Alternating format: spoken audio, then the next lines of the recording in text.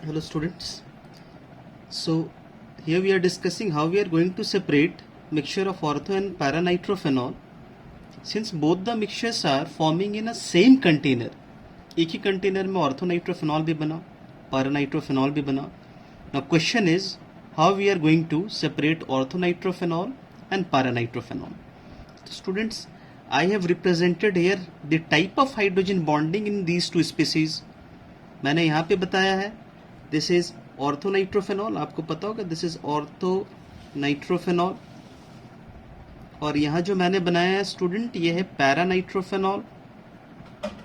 पैरानाइट्रोफेनॉल. Now just note here that यहाँ पे hydrogen bonding orthonitrophenol के अंदर में inside. So if hydrogen bonding is formed within the molecule, this is called as intramolecular hydrogen bond. This is called as intramolecular hydrogen bond. तो यहाँ पे जो bond बन रहा भाई वो कौन सी बॉन्ड है? This bond is intramolecular hydrogen bond. Hydrogen bond with in the molecule. Molecule के अंदर अगर हाइड्रोजन बॉन्डिंग है तो इंट्रामोलिकुलर. और अलग अलग स्पीसीज अगर जुड़ रहे हैं, ये मॉलिक्यूल के बाहर की बॉन्डिंग आप देख सकते हो. एक मॉलिक्यूल दूसरे मॉलिक्यूल से जुड़ रहा, भाई कौन सी बॉन्डिंग है ये? Intermolecular hydrogen bond. Intermolecular hydrogen bond, ये इंटरमॉलिक्यूलर हाइड्रोजन बॉन्ड है. Now question is which bond is strong? Intra ज्यादा स्ट्रॉन्ग है या इंटर ज्यादा स्ट्रॉन्ग है?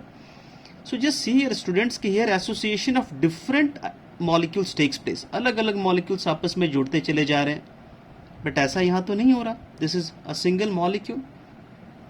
अनडाउटेबली ये एसोसिएशन ज्यादा मजबूत है, तो इंट्रामॉलिक्यूलर स्ट्रॉन्गर है, इंटरमॉलिक्यूलर स्ट्रॉन्गर है इंट्रा के कंपैरिजन में. अगर हम लोग यहाँ पे स्टीम डिस्टिलेशन कैरी करते हैं स्टूडेंट, ओके, अगर हम लोग यहाँ पर स्टीम डिस्टिलेशन करते हैं तो स्टीम के साथ कौन बाहर निकल जाएगा? Which is more volatile. More volatile का मतलब जिसमें वीकर हाइड्रोजन बॉन्डिंग हो. तो किसमें वीकर हाइड्रोजन बॉन्डिंग है? ऑर्थोनाइट्रोफेनॉल में. तो यहाँ पे आप कह सकते हो कि when we carry out steam distillation, orthonitrophenol is steam volatile, तो वो स्टीम के साथ बाहर निकल जाएगा and we will be left out with paranitrophenol in the container. Thus, separation of ortho and para nitrophenols can be done. चलो next reaction, Kolb's reaction. Scientific name reaction, Kolb's reaction. तो मैंने आपको language पहले से लिख रखा just to save time student. The Kolb reaction is usually carried out by allowing sodium phenoxide to adsorb carbon dioxide. तो sodium phenoxide किसको adsorb करेगा? कार्बन डाइऑक्साइड को एड्सॉर्ब करेगा. फिर हीट करनी है 125 डिग्री सेल्सियस प्रेशर के साथ, तो एक अनस्टेबल इंटरमीडिएट बनेगा जिसपे H+ की शिफ्ट होगी which will result in formation of sodium salicylate, और एसिडिफिकेशन करने के बाद सैलिसिलिक एसिड मिल जाएगा. चलो मैंने क्या लिखा मैं इसको समझाता हूं आपको एक एक करके. So first of all let us take phenol. देखो कॉल्ब रिएक्शन को कैसे रिप्रेजेंट करेंगे. मैंने लिखा फेनॉल, एरो लगा दिया मैंने, and here it's written carbon dioxide. Aqueous base लेनी होगी, सोडियम हाइड्रोक्साइड और potassium hydroxide aqueous. Temperature 140 degree Celsius, 4 to 7 atmospheric pressure पे CO2 को लिया जाएगा. The pressure of CO2 will be 4 to 7 atmosphere, 140 degree Celsius. और इसके बाद यहाँ पे H+ भी लिखा जाएगा, एसिड, एसिडिफिकेशन, एसिड की जरूरत होगी हमें.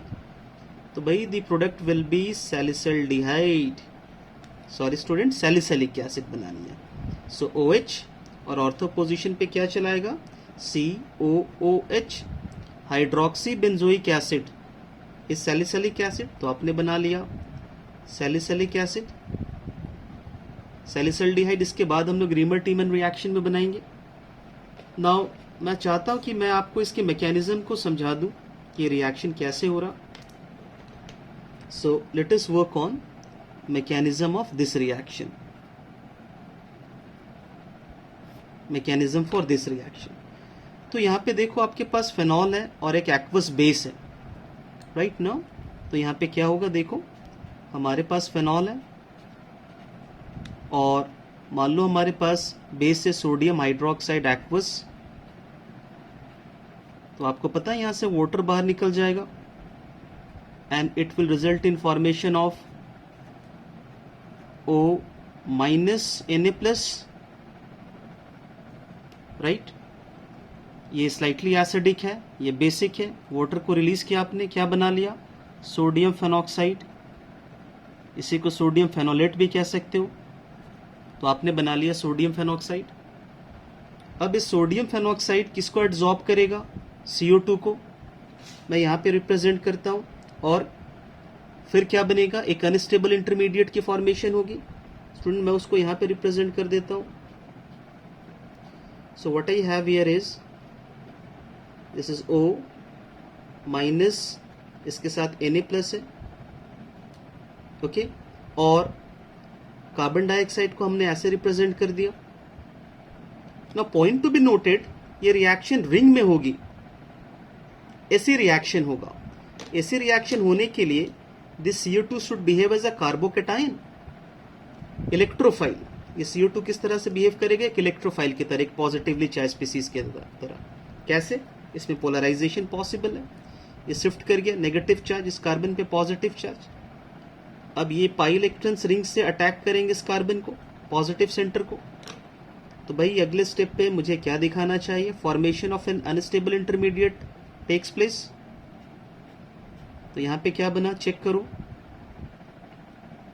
और एक चीज मैं आपको बता दूं यहाँ पे स्टूडेंट, कि जब यहाँ से पाई इलेक्ट्रॉन्स इस पॉजिटिव सेंटर को अटैक करेगा तो इसके पॉजिटिव चार्ज को न्यूट्रलाइज करने के लिए ये यहाँ से शिफ्ट हो जाएगा pi electrons, sorry lone pair of electrons.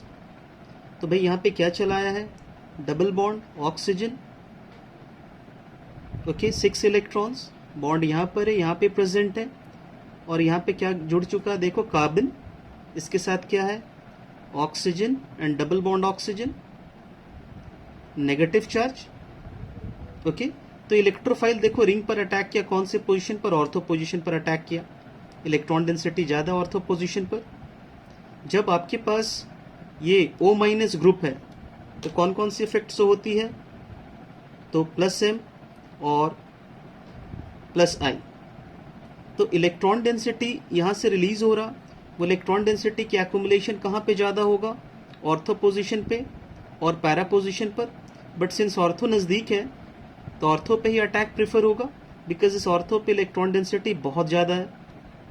So this electrophile will prefer to attack ortho position. तो अटैक आपने ऑर्थो पोजीशन पे दिखाया। इसके साथ आपको पता है कि Na+ आयन तो होगा ही होगा, ओके। अब क्या होगा स्टूडेंट, यहाँ पे नेक्स्ट स्टेप पर टॉटोमेराइजेशन होगा। आपको पता है कि यहाँ पे हाइड्रोजन प्रेजेंट है, तो ये टॉटोमेराइजेशन होगा। तो ये H+ यहाँ चला गया और ये बॉन्ड जो है ये वापस यहाँ चला आएगा, ठीक है। और ये इलेक्ट्रॉन वापस ऑक्सीजन पे चला जाएगा। एज अ रिजल्ट यहाँ पे टॉटोमेराइजेशन अगर हो जाए तो रिवर्सिबल साइन दिखानी चाहिए, टॉटोमेराइजेशन। सो भाई हमने क्या बना लिया, what we have formed here, bond आगे सारे हमारे। इस ऑक्सीजन के पास क्या चला आया, इस ऑक्सीजन के पास H चला आया, देखो। और यहाँ पे क्या प्रेजेंट है, CO नेगेटिव, और यहाँ डबल बॉन्ड है इसके साथ। अब आप एसिडिफिकेशन करा दो, H+ ले लो आप यहाँ पे एसिड, वो H+ यहाँ पे अटैक करेगा O- को। So what we have formed here students, यहाँ पे हमने क्या बना लिया, C इसके साथ OH double bond O, this compound is salicylic acid. So this is how the reaction is taking place. ये रिएक्शन की मैकेनिज्म होगी, call-based reaction. In the next segment मैं आपको रीमर-टिमन रिएक्शन बताता हूँ नेक्स्ट वीडियो पे स्टूडेंट्स।